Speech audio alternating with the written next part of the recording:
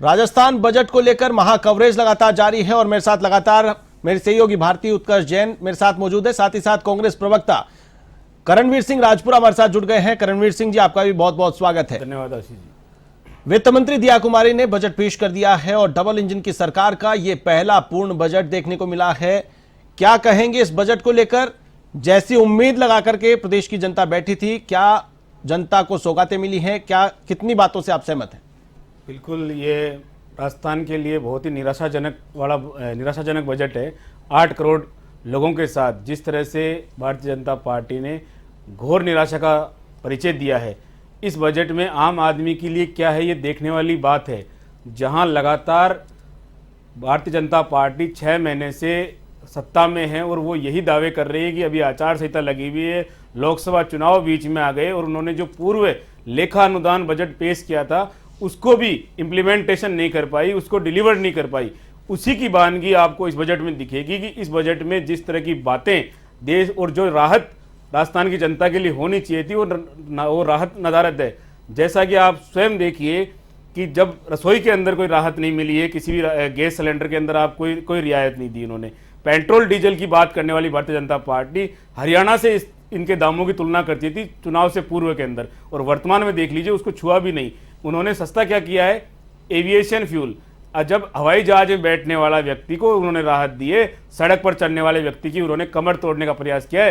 Rajasthan roadways CNG में कम किया ना उन्होंने। राजस्थान, सुन तो लीजिए आशीष जी, राजस्थान रोडवेज जो कि राजस्थान की लाइफ लाइन है, उसके ऊपर 10 पैसे प्रति लीटर बढ़ाने का काम उन्होंने किया है, बोझ डालने की कोशिश उन्होंने की है। अब राजस्थान रोडवेज के अंदर एक गरीब आदमी चलता है या एक उद्योगपति चलता है। राजस्थान रोडवेज में नई बसें खरीद रहे हैं, नए कर्मचारी लगा रहे हैं।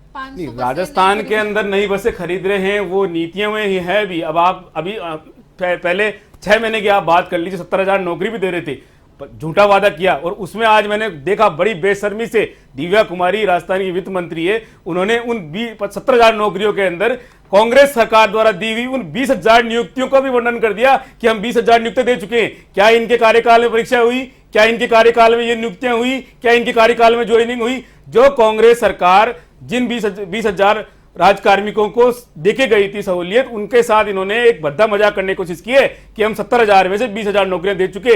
इन्होंने पेपर लीक के ऊपर कोई बात नहीं की। कैसे करे? जब नीट जैसे मामले के अंदर पूरे देश के अंदर समस्या व्याप्त है तो इन्होंने पेपर लीक के ऊपर बात नहीं की कि हमने 100 गिरफ्तारियां कर दी। अरे 100 गिरफ्तारियां तो राजस्थान की सरकार ने जो कानून बना के गए थे उसके अंतर्गत हो गई। आप तो ये बताइए कि आने वाले समय में राजस्थान के युवा के साथ परीक्षा के अंदर कैसे न्याय करेंगे, कैसे फुल प्रूफ परीक्षाएं बनाएंगे, उसका खाका और प्लान क्या है आप ये नहीं बता पाए। आपने देखिए, जब आप इस बजट को, अगर आप इस बजट की गणना करेंगे तो आप देखेंगे कि जो राजकीय कर्मचारी है उनमें भी इन्होंने सौतेला व्यवहार किया है। दिव्या कुमारी जी को मैं सुन रहा था, बोले आप सास या ससुर में से एक व्यक्ति को इलाज दिला सकते हैं। ये तो परिवार तोड़ने वाली बात कर दी। कहां है जो भारतीय जनता पार्टी मोदी परिवार के नाम पर बड़ी बड़ी बातें करती थी, वो आज कह रही है कि राज्य कर्मचारी आपका सास या ससुर में से किसी एक का इलाज करा पाएगा। देखिए, ये चीज कवर नहीं थी, ये कवर नहीं थी पहले, ये कवर किया है उन्होंने, कवरेज क्षेत्र को बढ़ाया है। और साथ ही साथ सास ससुर में से मैं एक बार क्लियर कर देता हूं, इस योजना का क्या उद्देश्य हो सकता है। जिस कर्मचारी के सास ससुर जिनके कोई भी एक अगर नहीं है, सक्षम है, तो वो इस योजना में कवर हो सकते हैं। दोनों अगर सक्षम है तो दोनों में से अगर एक को सहूलियत दी जा रही है, वो इसी सोच के साथ में दी जा रही है कि अगर उनका खर्च वहन करना हो या उनको सुविधा देनी हो तो वो दी जा सके। अगर दोनों कैपेबल हैं तो फिर उनको देने की जरूरत ही क्या है? आशीष जी, ये सहूलियत देने की नहीं, ये केंद्र कर्मचारियों को, राज्य कर्मचारियों के साथ एक मजाक करने की कोशिश की है। अब उन्हें तुलना करनी पड़ेगी कि मैं मेरी सास को लाभ दिलाऊं या मेरे ससुर को लाभ दिलाऊं। उनके क्या मापदंड है आप ये बताइए। जब माता पिता की लायबिलिटी उनके ऊपर आ रही है तो दोनों को शामिल कर लेना चाहिए ना। आप देखिए, इन्होंने एक ससुर को तो कर लिया और सास को नहीं करेंगे, अगर सास को कर लिया तो ससुर को नहीं करेंगे। इनका एक तो किया ना, ये तो थी नहीं पहले, ये थी नहीं। अगर एक आदमी को जोड़ दिया जो गलत दिया, नहीं देना चाहिए था। आशीष जी, दोनों को तो नहीं दो मत। आप एक बात बताइए, इसमें दोनों को जोड़ देते। अगर आपको डिलीवर करना था ना, राहत देनी थी आपको, तो अब आपने उसमें ऑप्शन डाल दिया। अब आधे कर्मचारी तो इसी गलफत में रहेंगे कि सास को दिलाएं, ससुर को दिलाएं, ससुर को दिलाएं या सास को दिलाएं। और साथ में देखिए, राजस्थान की जनता 25 लाख का वादा के साथ गहलोत सरकार बढ़त बचत और राहत का पैकेज जिन राजस्थान को देके गए थे उसको आगे बढ़ाने के बजाय उन्होंने इस बजट के माध्यम से उन व्यवस्थाओं को पीछे धकेलने का काम किया है। जो बजट स्वीकृति कांग्रेस की सरकार में जो काम जारी हो गए थे वो उनको पूरा नहीं कर रहे, जिनका बजट घोषित हो गया था, जिनकी फाइलेंस हो गई थी, उनका काम शुरू नहीं कर रहे। तो ये कहीं ना कहीं देखने वाली बात है कि इनकी कथनी और करनी में कितना अंतर है। युवा निराश है, किसान निराश है और महिला अवश्य निराश है। ये जो बजट दिया है इन्होंने ये घोर निराशाजनक है। बिल्कुल। स्टैंप ड्यूटी में राहत दी गई जिससे किसानों को फायदा होगा और उनके लिए, किसानों के लिए जो लोन है उसे भी काफी इजी किया गया है, ब्याज मुक्त ऋण भी उन्हें दिया जाएगा। इसे लेकर आपका क्या कहना है? ब्याज मुक्त की ऋण की बात ऐसी है मैडम, इन्होंने ये भी एक इनका जुमला है। इससे पहले ये लेखा अनुदान लेके आए थे, उस समय इन्होंने कहा था कि 1 लाख तक का ब्याज मुफ्त लोन डेयरी और कृषकों को देंगे। आप बताइए, आज भारतीय जनता पार्टी के प्रवक्ता यहाँ है नहीं, मैं उनसे ये अवश्य पूछता कि अब तक 6 महीने पहले जो आपने वादे किए थे वो कितने मैदान में आपने डिलीवर किए? जो किसानों पे लोन चल रहे हैं उन लोनों के अंदर कितनी उन्होंने राहत दी? जो कांग्रेस सरकार जिन 6,84,000 किसानों का कर्जा माफ करके गई थी उनके अंदर वो सहकारी समितियों के अंदर आने वाले समय में भी ब्याज में कितनी राहत दे रहे, और जो केंद्र की सरकार जो आने वाले लोन है, जो एनबीएफसीज है या दूसरे जो राष्ट्रीयकृत बैंक है, उन लोनों के अंदर कितनी रियायत किसान को दे रहे हैं, ये नहीं बताया। बात हो रही थी एमएसपी भी, क्या अब बाजरा को एमएसपी पे खरीदने की बात कर रहे थे एक प्रवक्ता, इनके प्रवक्ता भजन लाल जी की सरकार के मंत्री लगातार, वो राहत कहाँ है? किसान को क्या दिया गया? केवल मैंने आपको कहा ना, एक आंकड़ों का मकड़ा जाल रचा गया है। उस मकड़ जाल के अंदर, आंकड़ों के अंदर देश की और राजस्थान की भोली भाली जनता को फंसाने का कुत्सित प्रयास किया गया है। जी बिल्कुल। करणवीर जी, जिस प्रकार से जो बात की गई है रोजगार देने की, 1 लाख नौकरी हर साल देने की बात की गई है, पूरे 5 साल सरकार 5 लाख नौकरियां दे देगी। 5 साल तो बचे कहाँ हैं, 7 महीने और कुछ दिन तो निकल चुके हैं। ठीक है, 4 लाख मान लीजिए। नहीं, 4 लाख नौकरियों का ही वादा किया है उन्होंने और 4 साल में देनी है, पर इस साल के अंदर इनकी 0 परफॉर्मेंस है। आप बताइए, इन्होंने कोई कैलेंडर जारी नहीं किया है। मैं बता रहा हूँ ना, वो नीति और योजना के नाम पर एक पुलिंदा थमा दिया राजस्थान की जनता को कि आप इस नीति और क्या बोलते हैं, इस प्लानिंग के अंदर फंसे रहिए। कब ये भर्तियां जारी करेंगे पता नहीं। पुलिस के अंदर इन्होंने मात्र 5500 भर्तियों का ऐलान किया है, ये संख्या कम से कम 15,000 की होनी चाहिए थी।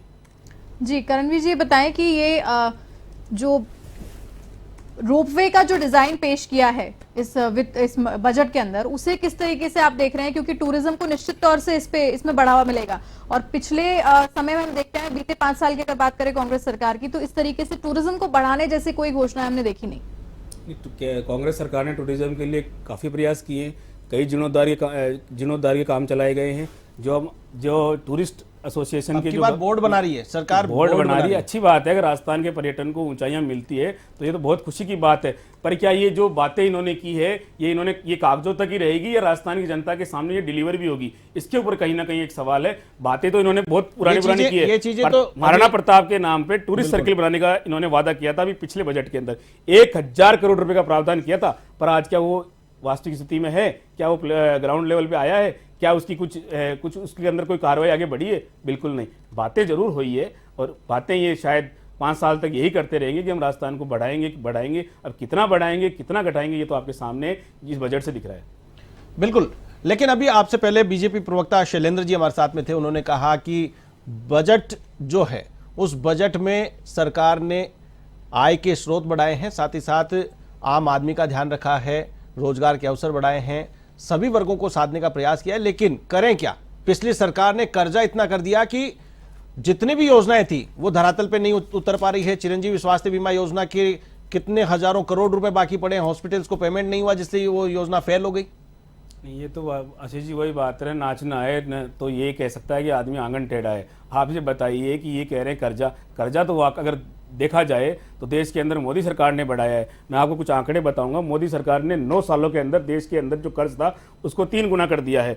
2023 तक 205 लाख करोड़ का कर्जा भारत के ऊपर है और पिछले 9 सालों के अंदर 192% बढ़ गया है। क्या इस रेशो में राजस्थान का कर्जा बढ़ा है? अगर राजस्थान की जनता को राहत देने की बात हो तो ये एक ही सवाल करते हैं कि कर्जा है। कर्जा नहीं है, कर्जा नहीं, इनकी नीयत में खोट है और इनकी इच्छा शक्ति नहीं है कि राजस्थान की जनता को कुछ राहत दी जाए, आम आदमी तक उस राहत को पहुंचाया जाए, आम आदमी तक उस राहत को डिलीवर किया जाए। उद्योगपतियों के मामले में जरूर ये भारतीय जनता पार्टी ये काम करती है, क्योंकि उद्योगपतियों के लगातार इन्होंने कर्ज माफ किए और राजस्थान के अंदर आम जनता के हितों का इन्होंने कोई भी काम नहीं किया है। चिरंजीवी के अंदर इन्होंने फिर से, आप देखिए कैंसर जैसी चीज़ों का, आर्गन ट्रांसप्लांट जैसे रोगों का भी इलाज चिरंजीवी के अंदर राजस्थान की पूर्ववर्ती सरकार ने किया था। पर देखने वाली बात है कि बाजनलाल की सरकार उसको आगे नहीं ले जा पाई और कहीं ना कहीं उसको रोकने की कोशिश की है और उद्योगपतियों के लाभ की बात की है। बिल्कुल, जो प्रबंधन सरकार करने जा रही है, जो व्यवस्थाएं सरकार करने जा रही है, चाहे वो बात करें अंग्रेजी माध्यम स्कूलों की, लगातार विपक्ष घेर रहा था सत्ता पक्ष को और रिव्यू किया जा रहा है, ये बातें बीजेपी की ओर से की जा रही है। और आज के बजट में भी अंग्रेजी माध्यम स्कूलों को लेकर के कोई स्पष्ट कोई पॉलिसी यहां पर देखने को नहीं मिली है कि प्रदेश में क्या सरकार अंग्रेजी माध्यम के स्कूलों की संख्या बढ़ाएगी, खोलेगी कि नहीं खोलेगी, उनको जो खोली गई है उन स्कूलों का भविष्य क्या होगा, ये तमाम जो सवाल हैं इनके जवाब नहीं मिले। क्या कहेंगे? बिल्कुल, शिक्षा के मामले में भारतीय जनता पार्टी बिल्कुल गंभीर नहीं है। उनके शिक्षा मंत्री लगातार उटपटांग बयान देते आए, चाहे वो स्कूल बंद करने के लिए बयान हो, चाहे महिलाओं के लिए उन्होंने 50% आरक्षण की बात तो कर दी, पर उसका फॉर्मूला नहीं बताया कि हम कैसे महिलाओं को 50% आरक्षण देंगे इन नौकरियों के अंदर। और जो प्राइमरी स्कूल है उनके साथ लगातार उन्होंने भेदभाव किया है कि उनको कैसे आगे बढ़ाएंगे। आप ये देखिए पूरे बजट के अंदर शिक्षा के ऊपर उन्होंने बढ़ाने की कितना प्रतिशत बजट उन्होंने शिक्षा के ऊपर आधारित किया है, ये भी देखने वाली बात है। 10% से भी नीचे शिक्षा के ऊपर उन्होंने बजट की बात की है। तो आप सोचिए भारतीय जनता पार्टी शिक्षा को लेकर कितनी गंभीर है। इससे ये इसी बात से तय हो सकता है कि कॉलेज और स्कूल और प्राथमिक शिक्षा के लिए उन्होंने किस तरह के प्रयास किए। उन्होंने स्कूलें बंद करने की बात की है, उन्होंने शिक्षकों के नियुक्तियों की उन्होंने कोई घोषणा नहीं की। अगर वो बता सकते थे कि हम आने वाले समय में कितने शिक्षकों की नियुक्ति कर रहे हैं, कितने थर्ड ग्रेड, कितने फर्स्ट ग्रेड, कितने आचार्य, कितने प्राचार्य लगाए जा रहे हैं, कितने स्कूलों में नियुक्तियां होगी, किसी तरह का रोड मैप उनके पास नहीं है। स्कूली शिक्षा के अंदर और शिक्षा विभाग के अंदर लगातार भारतीय जनता पार्टी राजस्थान को पीछे धकेलने का काम करती है। उन्हें मालूम है कि कहीं ना कहीं कांग्रेस की सरकार के द्वारा जो अंग्रेजी माध्यम स्कूल और कॉलेज खोले गए थे, उनसे पढ़ लिख कर ये राजस्थान का छात्र भारतीय जनता पार्टी से सवाल नहीं कर ले कि आप आइए और बताइए कि आपने शिक्षा में क्या काम किया है। आप स्वयं देख लीजिए इस पूरे बजट के अंदर शिक्षा के अंदर कितनी बात की गई है। ठीक है, आपने कहा कि ये बजट पूरा निराशा भरा बजट है।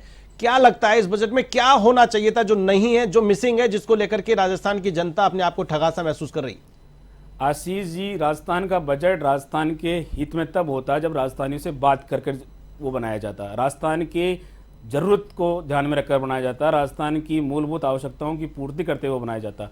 यहाँ आवश्यकता थी राजस्थान की शिक्षा प्रणाली को सुदृढ़ करने की, यहाँ आवश्यकता थी राजस्थान की चिकित्सा प्रणाली को सुदृढ़ करने की, यहाँ आवश्यकता थी राजस्थान के जो टूरिज्म और जो इंफ्रास्ट्रक्चर है उसके अंदर प्रयोग करने की, यहाँ आवश्यकता थी राजस्थान के अंदर मिनरल्स जो खान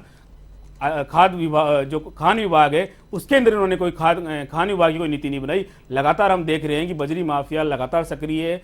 ये कांग्रेस की सरकार में भी मैं मानता हूं कि बजरी माफिया बेकाबू रहे, पर कहीं ना कहीं भारतीय जनता पार्टी इसको मुद्दा बनाकर सत्ता में आई थी। देखने योग्य ये बात ये है कि उन्होंने खान के अंदर किस तरह की नीति बनाई, उसके ऊपर इन्होंने कोई स्पष्टीकरण नहीं दिया। होना ये चाहिए था कि आम जन जिस तरह से महंगाई से त्रस्त है, पेट्रोल की वेट की समीक्षा की जानी चाहिए थी, क्योंकि ये पेट्रोल के नाम पर चुनाव जीत के आए थे। नौकरियों की संख्या बढ़ानी चाहिए थी, उनकी डिक्लेरेशन करनी चाहिए थी कि इस विभाग को इतनी नौकरियां दी जाएगी। करणवीर जी, मैं आपको रोकना चाहूंगा।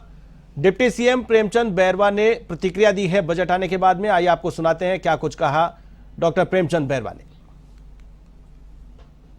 देखो, इस बजट से आप सभी ये महसूस कर रहे होंगे कि माननीय यशस्वी मुख्यमंत्री जी भजनलाल जी का विजन विकसित राजस्थान को लेके जो दिया है, निश्चित रूप से हर वर्ग को, युवा, महिला, किसान और हमारे पत्रकार बंधु सभी के लिए कुछ न कुछ होता हुआ बजट दिया है। निश्चित रूप से ये राजस्थान को विकास की ओर ले जाने वाला बजट है और हर हमारे पीछे की कड़ी में बैठे व्यक्ति को ऊपर उठाने का बजट है।